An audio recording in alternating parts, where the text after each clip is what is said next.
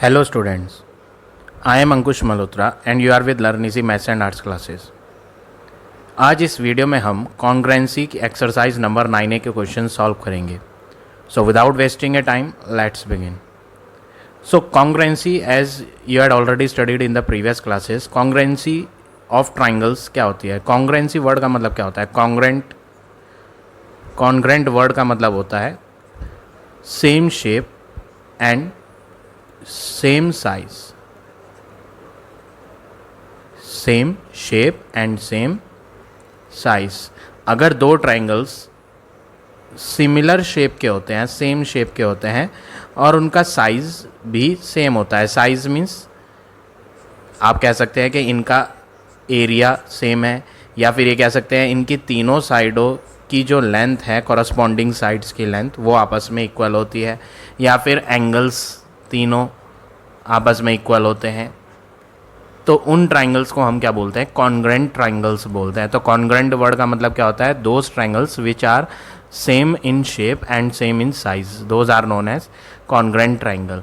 अब types of congruency जो कि आपने ऑलरेडी प्रीवियस क्लासेस में पढ़ रखी है। पहली टाइप ऑफ कॉन्ग्रेंसी क्या होती है? Side side side congruence, SSS type of congruency. First is SSS। Second type of congruence RHS, right angle hypotenuse side. Third one is angle side angle. Fourth one angle angle side. And fifth one side angle side. These are 5 types of congruency जो आपने already previous classes में भी पढ़ी हुई है। आज हम इनका दोबारा से यूज़ करके कुछ क्वेश्चन सॉल्व करेंगे। सो फर्स्ट क्वेश्चन क्या है आपका? Which of the following pair of triangles are congruent. Question में पूछा गया है, यहाँ पर 5 पार्ट दिए हैं, कौन कौन से पार्ट में ट्राइंगल्स के जो पेयर हैं वो कॉन्ग्रेंट हैं। और अगर आपको ये भी बताना है कि अगर वो कॉन्ग्रेंट हैं तो कौन सी कंडीशन वहाँ पर कॉन्ग्रेंसी की यूज़ हो रही है, वो भी आपको बतानी है। तो फर्स्ट पार्ट में बोला है एक ट्राइंगल ABC है और एक ट्राइंगल DEF है। तो हम एक फिगर बना लेते हैं। एक triangle ABC and second triangle DEF। ये दो ट्राइंगल्स हैं। इसमें बोला है AB साइड और DE साइड की लेंथ आपस में इक्वल है। तो यहाँ पर AB साइड एक सिंगल मार्क से डिनोट कर देते हैं, DE साइड को भी सिंगल मार्क से डिनोट कर देते हैं। ये मार्क्स बता रहे हैं कि इनकी लेंथ आपस में इक्वल है। ऐसे ही BC और EF साइड इक्वल है। BC साइड इसे हम अगर डबल मार्क से शो करेंगे तो EF को भी डबल मार्क से शो कर देते हैं। ये दोनों साइड्स भी आपस में क्या है? इक्वल। एंगल B और एंगल E बराबर है। एंगल B ये वाला है, एंगल E ये वाला है। ये दोनों एंगल्स भी आपस में इक्वल हैं। तो आपको बताना है क्या ये दोनों ट्राइंगल्स कॉन्ग्रेंट हैं। अगर कॉन्ग्रेंट हैं तो कौन सी टाइप ऑफ कॉन्ग्रेंसी यहाँ यूज़ हो रही है वो भी बतानी है। तो सबसे पहले तो यहाँ पर हम देखेंगे पहली साइड इस ट्राइंगल में AB और दूसरी सेकंड ट्राइंगल में जो DE है, इनकी लेंथ आपस में बराबर है। तो ये तो एक साइड हो गई। दूसरी चीज़ जो दोनों ट्राइंगल में इक्वल है आपस में वो है ये B साइड, BC वाली साइड और EF वाली साइड। तीसरी चीज़ इन दोनों साइडों के बीच में जो एंगल इंक्लूड है, एंगल B, और दूसरे ट्राइंगल में जो दोनों इक्वल साइड्स हमने ली थी उनके बीच में जो एंगल इंक्लूड है वो एंगल, ये दोनों एंगल आपस में बराबर हैं। तो यहाँ पर आपने क्या ऑब्जर्व करा? दो तो साइड्स और एक एंगल दोनों ट्राइंगलों में क्या है? इक्वल है। तो यहाँ पर आप लिखेंगे by side angle side congruence भी लिख सकते हो या कंडीशन भी लिख देते हो, आपकी चॉइस है वो। आप यहाँ पर बाय SAS कॉन्ग्रेंस ना लिख करके कंडीशन भी लिख सकते हो। बाय SAS कंडीशन दोनों ट्राइंगल, पहले ट्राइंगल का नेम है ABC, कॉन्ग्रेंट का साइन बनाएंगे। This is the symbol of congruent. इसे हम बोलते हैं triangle ABC is congruent to. इसको हम रीड करते हैं सिंबल को, is congruent to. Second triangle का नेम लिखेंगे। यहाँ पर जिस ऑर्डर में आपने ट्राइंगल का नेम लिखा था ABC, उसी सेम ऑर्डर में यहाँ भी लिखेंगे DEF, DEF। ऐसा क्यों, मैंने ऐसा क्यों करा, इसी ऑर्डर में क्यों लिखा, जैसे यहाँ ABC लिखा था उसी ऑर्डर में DEF क्यों लिखा, इसका भी रीज़न है। A के साथ पहला अल्फ़ाबेट जो फर्स्ट ट्रायंगल में A लिया गया है, दूसरे ट्रायंगल में पहला अल्फ़ाबेट D लिया है, ये कंपलसरी है, इनको साथ में ही लेना है, यानी सेम पोजीशन पर लेना है। यहाँ पर A को फर्स्ट पोजीशन पे लिया है तो ये दूसरे ट्रायंगल में फर्स्ट पोजीशन पे D ही आना चाहिए, E और F नहीं। ऐसा इसलिए क्योंकि ये दोनों जो वर्टिसेस हैं A और D, इन्हें हम बोलते हैं कॉरस्पॉन्डिंग वर्टिसेस। ये होता है कॉरस्पॉन्डिंग वर्टिसेस, ये आपको चेक करके लेना होता है। ऐसा चेक कैसे करेंगे आप, ये भी मैं आपको सिखा देता हूँ। यहाँ पर आपको AB वाली साइड और DE वाली साइड बराबर दे रखी थी। अगर ये 5 सेंटीमीटर की होगी तो ये वाली भी कितने सेंटीमीटर की होगी, 5 सेंटीमीटर की। तो जो साइडें आपस में इक्वल हैं उसके सामने वाला वर्टेक्स आप देखो, 5 सेंटीमीटर की साइड AB थी, इसके ठीक सामने वाला वर्टेक्स कौन सा है, 5 सेंटीमीटर के सामने C वाला वर्टेक्स है। तो दूसरे ट्रायंगल में 5 सेंटीमीटर वाली साइड के सामने कौन सा वर्टेक्स है, F वाला। तो C वर्टेक्स और F वर्टेक्स जो है वो कॉरस्पॉन्डिंग वर्टेक्स है, यानी कि जिस प्लेस पर C लिया जाएगा उसी प्लेस पर F भी लिया जाएगा। तो आप यहाँ देखोगे C कहाँ है, थर्ड प्लेस पर है, तो दूसरे ट्रायंगल में F को भी कहाँ लिया, थर्ड प्लेस पर, क्योंकि ये कैसे वर्टिसेस थे, कॉरस्पॉन्डिंग वर्टिसेस थे दो कॉन्ग्रेंट ट्रायंगल के। इसी तरह दूसरी साइड भी देख सकते हो आप, दूसरी साइड कौन सी थी, BC, जो कि इक्वल थी दूसरे ट्रायंगल में CF के। यहाँ पर हमने डबल डबल मार्क्स लगाए हुए हैं। अगर ये 8 सेंटीमीटर की रही होगी सपोज़, तो फिर ये भी कितने की होगी, 8 सेंटीमीटर की। तो ये 8 सेंटीमीटर की जो BC है उसके अपोजिट में कौन सा वर्टेक्स है, A वर्टेक्स। तो दूसरे ट्रायंगल में जो 8 सेंटीमीटर थी EF, उसके अपोजिट में कौन सा वर्टेक्स है, D। यानी जिस पोजीशन पर आप A वर्टेक्स को लोगे उसी पोजीशन पे D वर्टेक्स को। तो आप यहाँ चेक कर लो, A हमने फर्स्ट पोजीशन पे लिया था, तो A के कॉरस्पॉन्डिंग कौन है, D वर्टेक्स, तो D को भी हमने कहाँ लिया, फर्स्ट प्लेस पर लिया। अब जो बचा तीसरा वर्टेक्स, हमने A भी लिख दिया, हमने C भी लिख दिया, बचा कौन सा वर्टेक्स, B। तो ये जो रिमेनिंग वर्टेक्स है ये हमने सेंटर वाली प्लेस पे लिखा हुआ है, दूसरी प्लेस पर। तो दूसरे ट्रायंगल में जो तीसरा वर्टेक्स बचा हुआ था, कौन सा बचा हुआ है, हमने यहाँ पर D को भी लिख दिया था, F को भी लिख दिया था, E बचा हुआ था, तो E को हमने मिडिल वाले वर्टेक्स पे लिख दिया। तो इस तरह से ये ट्रायंगल के जब वर्टिसेस लिखते हैं तो उसको भी आप चेक करके लिखेंगे। ऐसा नहीं है कि पहले ट्रायंगल का नेम ABC लिख दिया तो दूसरे ट्रायंगल का नेम आप बिना चेक करे कुछ भी लिख दें। ABC के साथ DEF ही बनेगा, EDF नहीं बन सकता, FED नहीं बन सकता, यही बनेगा। तो ये चेक करके लेना होता है। अब B पार्ट भी देख लेते हैं, B पार्ट कैसे होगा। ट्रायंगल ABC बनाए, एक ट्रायंगल है ABC और दूसरा ट्रायंगल है DEF, इसे भी ड्रॉ कर लेते हैं। दो ट्रायंगल हमने ड्रॉ कर लिए DEF। इन्होंने बोला B और E एंगल 90-90 के हैं, ये वाला एंगल और ये वाला एंगल 90-90 के हैं। ये 90 के मैंने रफ फिगर बनाई है, 90 तो स्ट्रेट एंगल होता है, मैंने ये रफ फिगर बनाई थी, तो ये जो है 90 जैसा दिखाई नहीं पड़ रहा है। 90 कैसा होता है, 90 तो L शेप के फिगर बनती है, यहाँ पर ऐसे होता है 90 स्ट्रेट। तो यहाँ पर ये तो रफ फिगर बनाई है, तो हमें तो यहाँ जस्ट शो करना है, हम यहाँ लिख कर दिखा देते हैं। भले से ये 90 दिखाई नहीं पड़ रहा है बट हम यहाँ लिख देते हैं, तो रफ फिगर है, यह भी 90 है, ये भी 90 है, ऐसा क्वेश्चन में बोला। AC और DF की लंबाई बराबर है। AC वाली ये लाइन है, इसको अगर हम 1 मार्क से दिखा रहे हैं, DF को भी 1 मार्क से दिखाएंगे। तीसरी चीज़ BC और EF बराबर है, BC डबल मार्क से दिखा देते हैं, तो फिर EF को भी डबल मार्क से दिखाना होगा। अब ये यहाँ पर आप देखेंगे कि दोनों ट्रायंगल में एक तो ये एंगल 90 आ रहा है। 90 का मतलब क्या होता है, राइट एंगल। राइट एंगल के लिए R लिखते हैं। 90 के सामने वाली जो लाइन है उसको हम हाइपोटेन्यूस बोलते हैं। तो दोनों ट्राइंगल में जो हाइपोटेन्यूस आ रही है 90 के सामने, उनकी लंबाई भी आपस में बराबर है। ऐसा क्वेश्चन में दिया हुआ था कि AC की लंबाई और DF की लंबाई बराबर है और ये एक हाइपोटेन्यूस है, तो हम यहाँ लिख देंगे हाइपोटेन्यूस भी आपस में इक्वल है। 90 डिग्री के एंगल भी इक्वल हो गए, हाइपोटेन्यूस भी इक्वल हो गई। तीसरी बची ये BC वाली साइड और EF वाली साइड, ये भी आपस में इक्वल हैं। तो तीसरी चीज़ क्या हो गई, साइड हो गई। तो यहाँ पर जो कॉन्ग्रेंसी की कंडीशन यूज़ हुई है वो RHS कंडीशन हमने यूज़ करी कॉन्ग्रेंस की, और दोनों ट्राइंगलों को कॉन्ग्रेंट प्रूव कर दिया। अब पहले ट्राइंगल का नाम ABC अगर लिखते हैं तो कॉन्ग्रेंट का साइन बनाएंगे। दूसरे ट्राइंगल का नाम आप चेक करके लिखोगे। पहले आपने A वर्टेक्स लिखा है।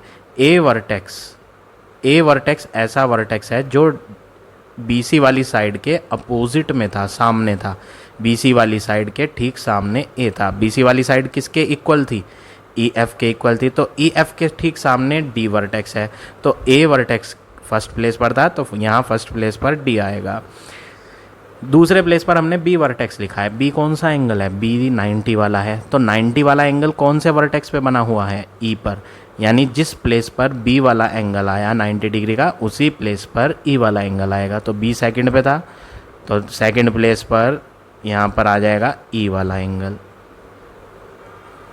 अब फर्स्ट वाले ट्राइंगल में सिर्फ एक ही वर्टेक्स बचा C, वो जो कि थर्ड प्लेस पर लिखा हुआ है। तो सेकंड ट्राइंगल में जो बचा हुआ वर्टेक्स F है वो हम थर्ड प्लेस पर लिख देंगे। तो क्वेश्चन में पूछा था क्या ये दोनों ट्राइंगल कॉन्ग्रेंट है, हाँ ये दोनों ट्राइंगल कॉन्ग्रेंट है। कौन सी कंडीशन से, वो भी मैंने बता दिया, बाय RHS कंडीशन दोनों के दोनों ट्राइंगल क्या है, कॉन्ग्रेंट। तो इस तरह से आप ये सेकंड पार्ट करेंगे। अब आ जाते हैं थर्ड पार्ट पे, पार्ट नंबर सी पार्ट में भी दो ट्राइंगल दिए हैं, एक ट्राइंगल ABC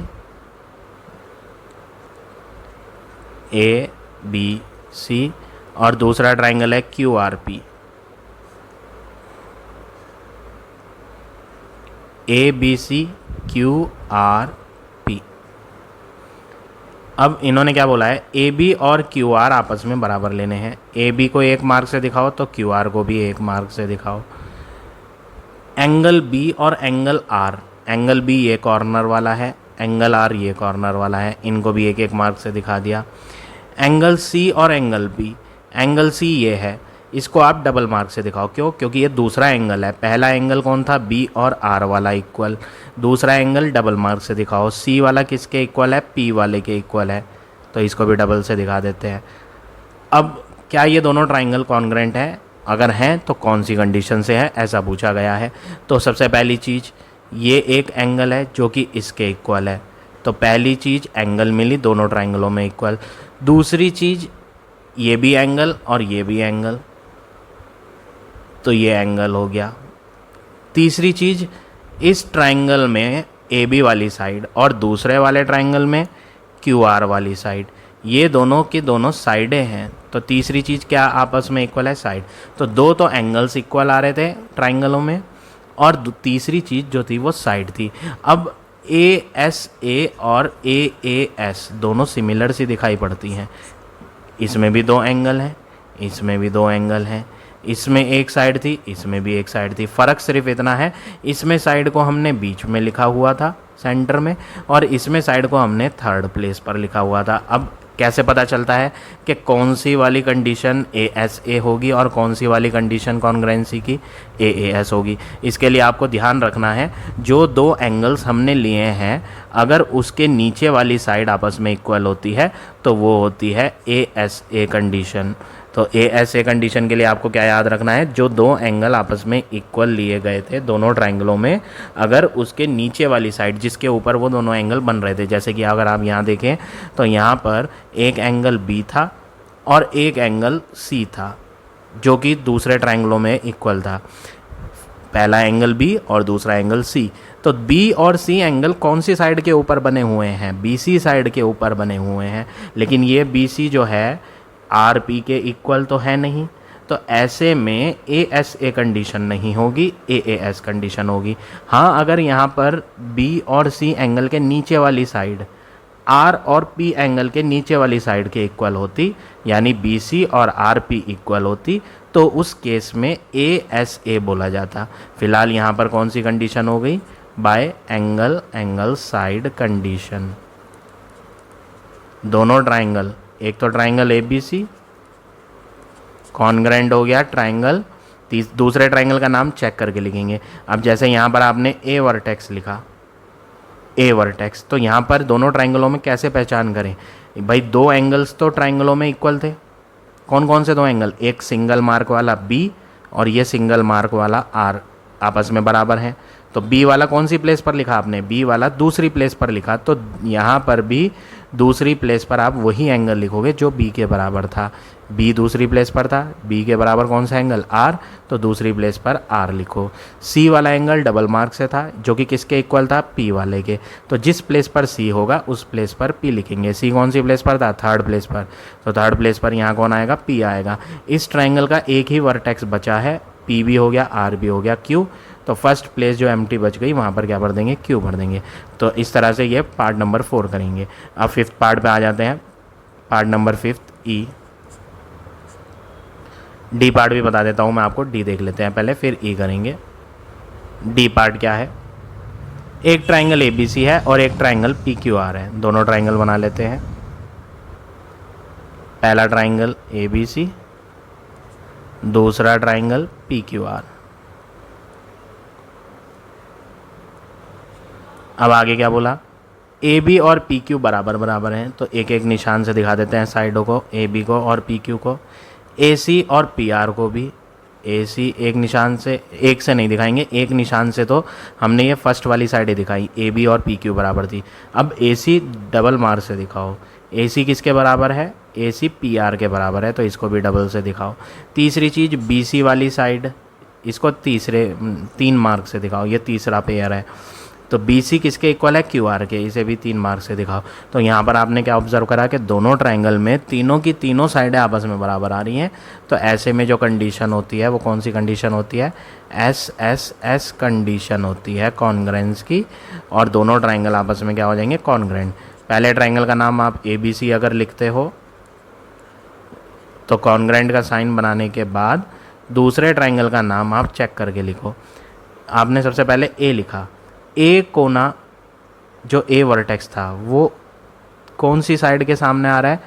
3 मार्क्स वाली साइड के ठीक सामने है ए, तो 3 मार्क्स वाली साइड के ठीक सामने कौन है? पी, तो फर्स्ट प्लेस पर आएगा पी। सेकंड प्लेस पर हमने बी लिखा था, बी कोना कौन सी साइड के सामने था? डबल मार्क वाली साइड, जिस साइड पर डबल मार्क था उसके सामने बी था, तो डबल मार्क वाली साइड ये है, इसके ठीक सामने कौन है? क्यू, तो सेकंड प्लेस पे होगा क्यू, तो पी भी हो गया, क्यू भी हो गया, थर्ड वर्टेक्स आर जो बचा वो थर्ड प्लेस पर ले लेंगे। तो इस तरह से ये पार्ट नंबर डी भी करेंगे आप। अब आ जाते हैं लास्ट पार्ट पे, पार्ट नंबर ई। ई पार्ट में क्या दिया है? ट्राइंगल ए बी सी है, पहले एक फिगर बनाएंगे ए बी सी ट्राइंगल, और दूसरा ट्राइंगल बना लेते हैं, इसका नाम है पी क्यू आर।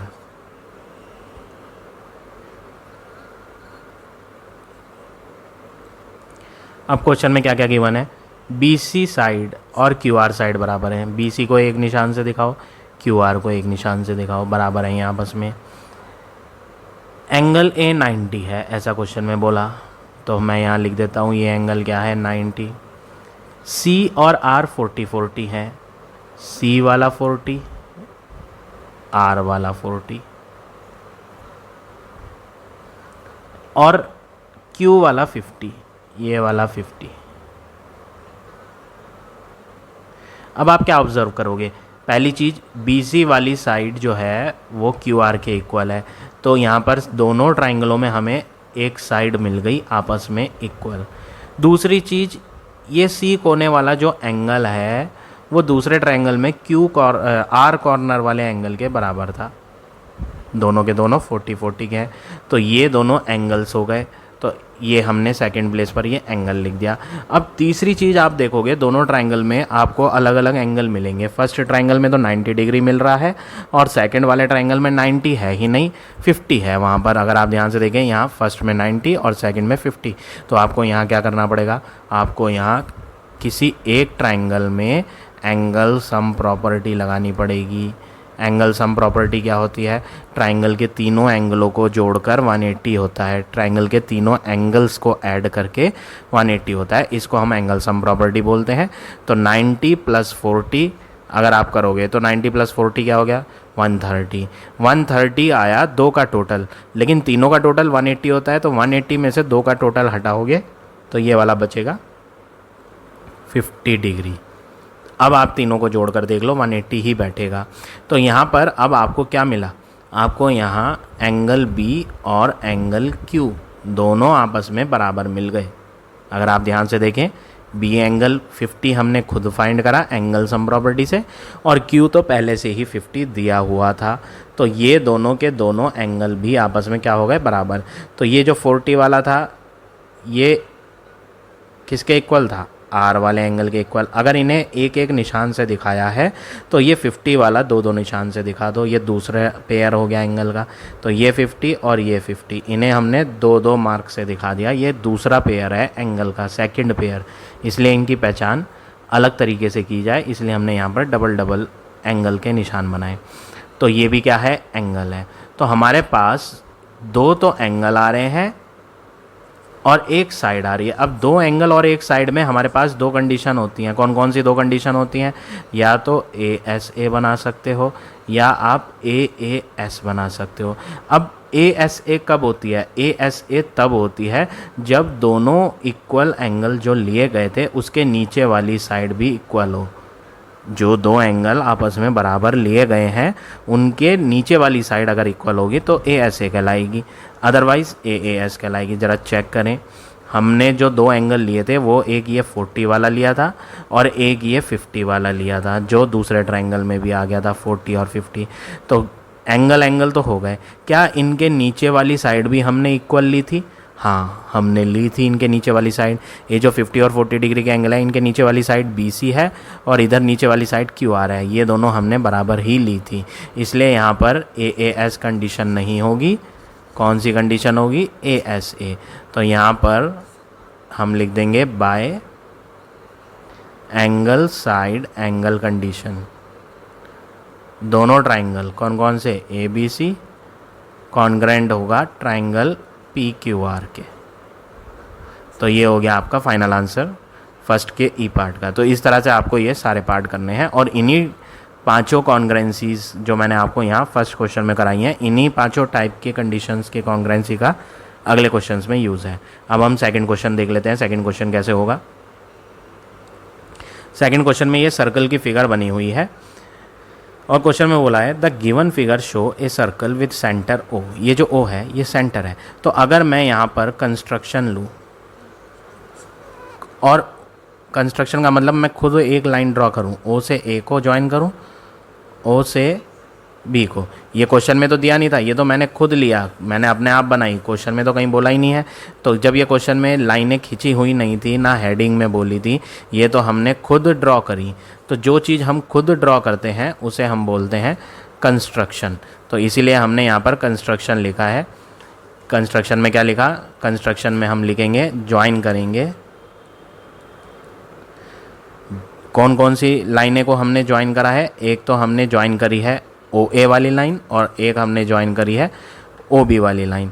तो कंस्ट्रक्शन में आपको क्या लिखना पड़ेगा? ज्वाइन O to A, या डायरेक्ट OA भी लिख सकते हो, एंड O to B।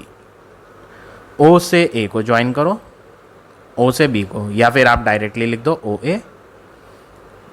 अगर ये नहीं लिखना चाहते तो आप लिख सकते हो डायरेक्ट ज्वाइन करेंगे OA line and OB line. अब ये जो हमने दोनों लाइन ज्वाइन करी है, अगर आप इसे ध्यान से देखो, क्वेश्चन में बोला था कि O तो सेंटर है, तो सेंटर से सर्कल के सरकमफ्रेंस को टच करने वाली लाइन को हम क्या बोलते हैं? रेडियस। ये OA एक रेडियस है, तो OB भी क्या है? एक रेडियस है, क्योंकि ये भी सेंटर से कहाँ तक जा रही है? सरकमफ्रेंस तक। तो सेंटर से सरकमफ्रेंस तक जाने वाली लाइन क्या होती है? रेडियस होती है। तो ये दोनों आपस में क्या होंगी? इक्वल इन लेंथ होंगी, क्योंकि ये एक ही सर्कल की रेडियस है। एक ही सर्कल में आप इनफाइनाइट रेडियस बना सकते हो। 1 2 3 10 20 जितनी मर्जी रेडियस चाहें आप बना लें, लेकिन सबकी लेंथ क्या होगी, बराबर होगी। तो आगे क्वेश्चन में पढ़ लेते हैं। और क्वेश्चन में क्या बोला है, P is the mid point of chord A B. ये जो P है ये ए बी वाली कॉर्ड का मिड पॉइंट है। मिड पॉइंट होता है बिल्कुल सेंटर में, जिसकी वजह से ए पी की लंबाई और पी बी की लंबाई, ये दो निशान लग रहे हैं ना, ये निशान शो कर रहे हैं कि ये दोनों आपस में बराबर लेंथ की हैं, ए पी और पी बी। अब शो करना है O P is perpendicular to A B. Construction के बाद आप लिखेंगे टू प्रूव। टू प्रूव मतलब आपको साबित क्या करना है, आपको साबित करना है कि ओ पी वाली लाइन परपेंडिकुलर है ए बी के। और अगर आप ऐसा प्रूव करना चाहते हो, क्या प्रूव करना चाहते हो कि ओ पी ए बी के ऊपर परपेंडिकुलर है, तो आप चाहो तो इधर का एंगल, चाहो तो इधर का एंगल, कोई सा एक एंगल 90 प्रूव कर दो। अगर ये एंगल 90 आ जाएगा तो ओ पी लाइन परपेंडिकुलर मानी जाएगी ए बी के। तो हमें जो प्रूव करना है वो ये प्रूव करना है। तो ये प्रूव करने के लिए हम कुछ और भी प्रूव कर सकते हैं। क्या प्रूव कर सकते हैं, हम प्रूव कर दें कि ओ पी ए एंगल 90 है, angle O P A equal to 90। अगर आप ये प्रूव कर दोगे तो ये O P perpendicular to A B माना जाएगा। तो हम ये प्रूव करेंगे 90 डिग्री। तो हमें जो लाकर दिखाना है वो 90 डिग्री लाकर दिखाना है।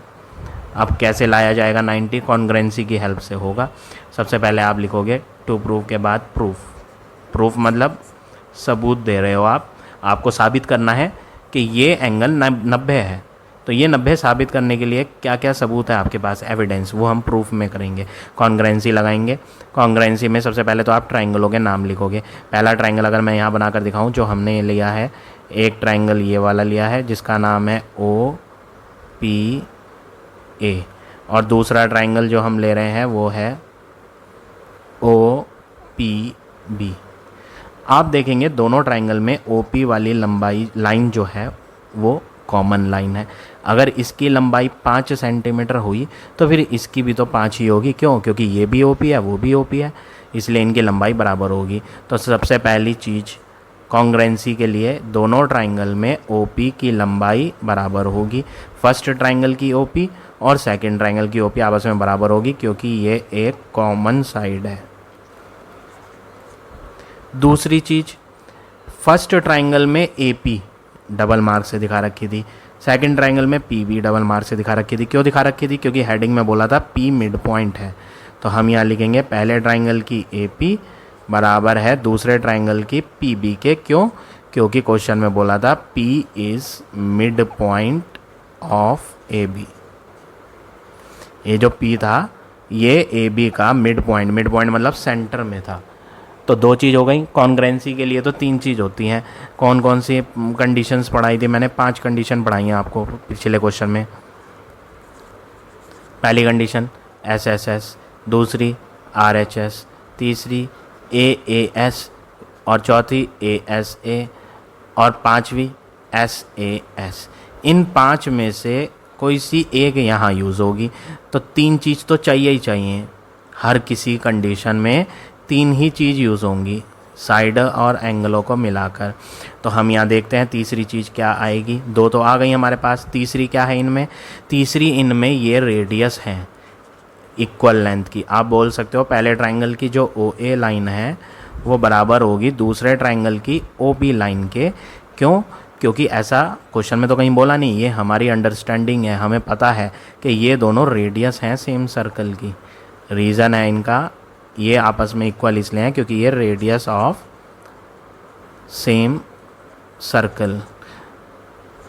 तो ये 3 कंडीशंस, 3 चीज़ों को हमने आपस में इक्वल दिखा दिया। ट्रायंगलों के नाम नहीं लिखे थे, ट्रायंगलों के नाम भी लिख देते हैं, किस किस ट्रायंगल में कॉन्ग्रुएंसी लगाई जा रही है। पहला ट्रायंगल का नाम आप अपनी मर्जी से लिख सकते हो, वो कोई कंपल्शन नहीं है। आप पहले ट्रायंगल का नेम आप अपनी चॉइस से लिख सकते हो। ए ओ पी लिख लेते हैं इसका नाम, triangle A O P. And दूसरे ट्रायंगल का नाम आप चेक करके लिखोगे। कैसे चेक करोगे? सिंपल है, मैंने आपको प्रीवियस क्वेश्चन में पढ़ाया था। यहाँ पर आप देखो, ये जो लेंथ है रेडियस वाली, इसके ठीक सामने कौन सा कोना आ रहा है? इसके ठीक सामने पी वाला कोना है। फर्स्ट ट्रायंगल में रेडियस के सामने पी है, सेकंड ट्राइंगल में रेडियस के सामने वो भी P है, यानी जिस प्लेस पर P लिया गया था फर्स्ट ट्राइंगल में, कौन सी प्लेस पर लिया था P फर्स्ट ट्राइंगल में, थर्ड, तो यहाँ पर भी थर्ड प्लेस पर P ही आएगा। अब दूसरी लंबाई ये OP थी जो कि किसके इक्वल थी, OP के। तो इस ट्राइंगल में OP के ठीक सामने कौन सा कोना है, A कोना। तो उस ट्राइंगल में OP के ठीक सामने कौन सा कोना है, B, यानी जिस प्लेस पर A आया होगा फर्स्ट ट्राइंगल में, फर्स्ट ट्राइंगल में A फर्स्ट प्लेस पर था, तो सेकंड ट्राइंगल में फर्स्ट प्लेस पर हम क्या लेंगे, B लेंगे। अब बचा आपका एक ही कोना, सेकंड ट्राइंगल में B भी हो गया, P भी हो गया, बचा कौन सा, O। तो ये मिडिल प्लेस जो एम्प्टी पड़ी है इसमें आप क्या भरोगे, O भरोगे। तो थर्ड वर्टेक्स तो बचा हुआ हम ऐसे ही लिख देते हैं। तो यहाँ पर हमने ट्राइंगलों के नाम भी लिख दिए और कॉन्ग्रेंट प्रूव करने के लिए तीन चीज़ों को आपस में इक्वल भी दिखा दिया। अब हम देखेंगे ये तीन चीज़ हैं क्या क्या। तीनों की तीनों यहाँ पर साइडें हैं, ये भी साइड है, ये दूसरा पेयर भी साइड का है, ये तीसरा पेयर भी साइड का है। तो यहाँ पर हम लिखेंगे by side side side condition. हमने यहाँ पर SSS कंडीशन कॉन्ग्रेंस की यूज़ करी है और दोनों ट्राइंगल, कौन से दोनों ट्राइंगल, AOP और ट्राइंगल BOP, इन दोनों ट्राइंगल को हमने क्या प्रूव कर दिया, कॉन्ग्रेंट। ये मैंने सिंबल बनाया है, ये कॉन्ग्रेंट का सिंबल है। तो दोनों ट्राइंगल आपस में ये कॉन्ग्रेंट प्रूव हो गए। कौन सी कंडीशन से, 5 कंडीशन में से कोई सी एक कंडीशन यूज़ करके हम कॉन्ग्रेंट प्रूव कर सकते थे, ये 5 कंडीशन में से। तो हमने यहाँ कौन सी यूज़ करी, SSS कंडीशन यूज़ करी और दोनों ट्राइंगलों को कॉन्ग्रेंट प्रूव कर दिया। अब जब दो ट्राइंगल कॉन्ग्रेंट प्रूव हो जाते हैं तो कॉन्ग्रेंट वर्ड का मतलब मैंने आपको इस चैप्टर के स्टार्टिंग में ही बताया था। कॉन्ग्रेंट का मतलब होता है वो ट्राइंगल जो सेम शेप के हों और सेम साइज़ के हों। तो ये दोनों ट्राइंगल कॉन्ग्रेंट साबित हो चुके हैं, जो मैंने यहाँ फिगर बना रखी है, ये दोनों के दोनों ट्राइंगल कॉन्ग्रेंट साबित हो गए, यानी इनके शेप भी सेम है और इनकी साइज़ भी सेम है। तो ऐसे में जो होता है कॉरस्पॉन्डिंग पार्ट्स दोनों ट्राइंगल के आपस में क्या होते हैं, equal.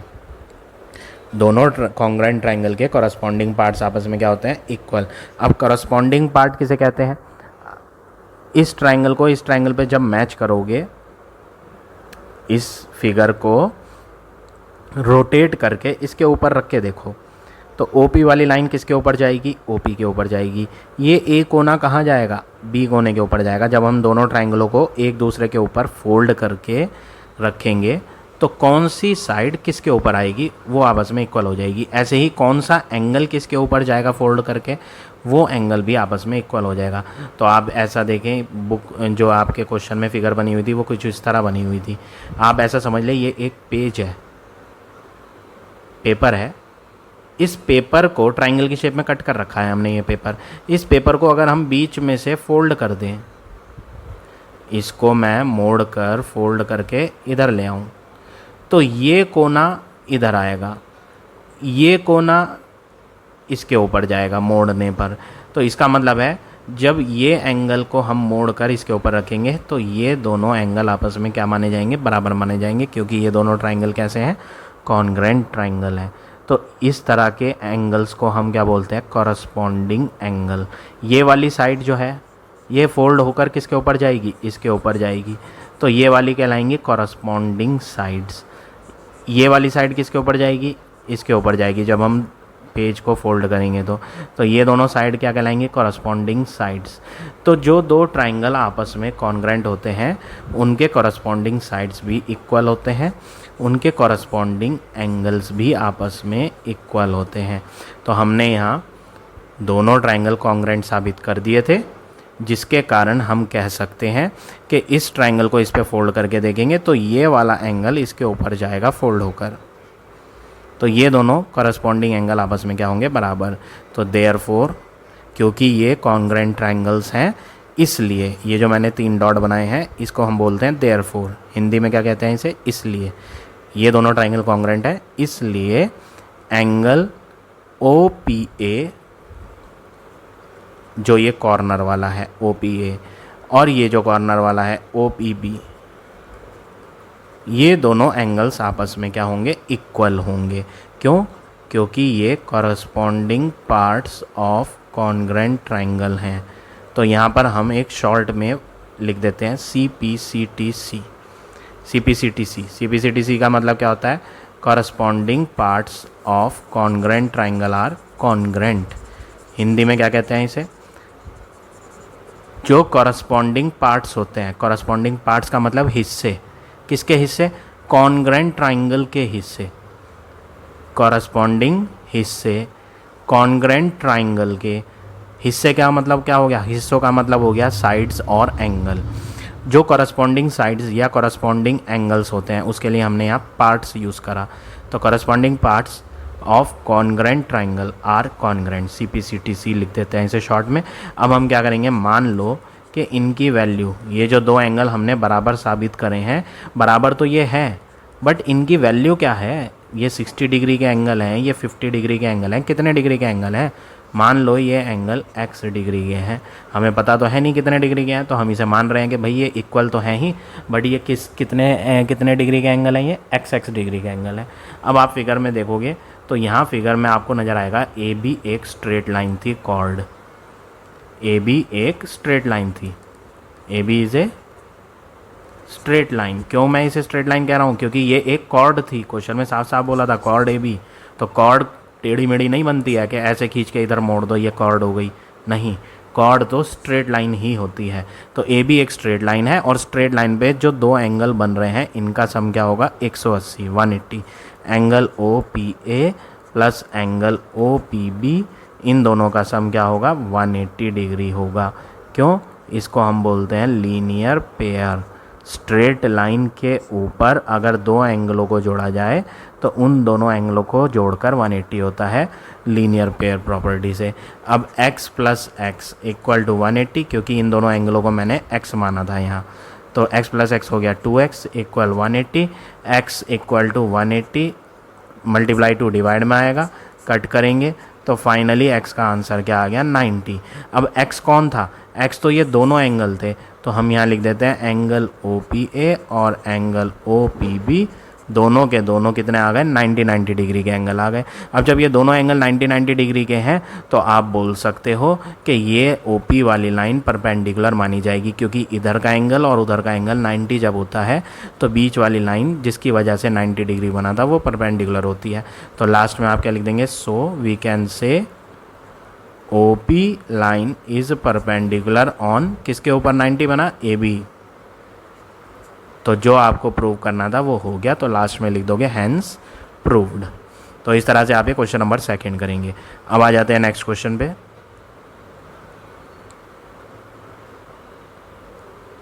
Question number 3। Third question में क्या कहा है? फिगर दी हुई है आपको यहाँ। क्वेश्चन में बोला है the figure shows a circle with centre O। यहाँ पर O जो है वो सेंटर है। तो यहाँ पर भी आपको सबसे पहले वही सेम वर्क करना है जो आपने प्रीवियस क्वेश्चन में करा था। सबसे पहले तो आपको कंस्ट्रक्शन लेना पड़ेगा। कंस्ट्रक्शन में क्या लेना है? ज्वाइन करेंगे, जैसे हमने प्रीवियस क्वेश्चन में रेडियस को बनाया था ज्वाइन करके, उसी तरह सेम वे में यहाँ पर भी करना है आपको। तो सबसे पहले आप कंस्ट्रक्शन ड्रॉ करेंगे, join OA and OB। OA को ज्वाइन करें, OB को ज्वाइन करें। तो ये दो रेडियस हमने ज्वाइन कर दी यहाँ। अब लिखेंगे टू प्रूव। हमें प्रूव क्या करना है? प्रूव करना है AP इक्वल टू BP। ये जो AP लाइन है और जो PB लाइन है ये आपको बराबर साबित करनी है। और क्वेश्चन में बोला है OP is perpendicular to AB। ये जो OP है ये इस बार परपेंडिकुलर दे रखी है। प्रीवियस क्वेश्चन में तो ये परपेंडिकुलर प्रूव करी थी, बट इस बार परपेंडिकुलर दे रखी है, जिसकी वजह से यहाँ 90 डिग्री के एंगल भी बने हुए हैं। ये जो साइन बन रहे हैं ये 90 डिग्री के एंगल के साइन है, क्योंकि यहाँ पर क्वेश्चन में बोला था OP परपेंडिकुलर है। तो अब आपको टू प्रूव लिख दिया है। टू प्रूव के बाद आप लिखेंगे प्रूफ। प्रूफ में आप सबसे पहले ट्राइंगल्स के नाम लिखेंगे जिनमें आप कॉन्ग्रेंसी प्रूव करना चाहते हैं। कौन कौन से दो ट्राइंगल लेंगे? एक ट्राइंगल लेंगे AOP, फर्स्ट ट्राइंगल ये लेंगे AOP, एंड सेकंड ट्राइंगल ये वाला लेना है और इसका नेम आप चेक करके लिखेंगे। अब चेक करने के लिए आपको क्या करना पड़ेगा? चेक करने के लिए आपको सबसे पहले ये देखना है कौन कौन सी 3 चीज़ें इनमें बराबर आ सकती हैं। पहली चीज़, यहाँ पर भी 90 दिया था और यहाँ पर भी 90। तो फर्स्ट ट्राइंगल में जो एंगल है, कौन सा एंगल, OPA वाला एंगल, ये एंगल इक्वल है सेकंड ट्राइंगल में OPB के।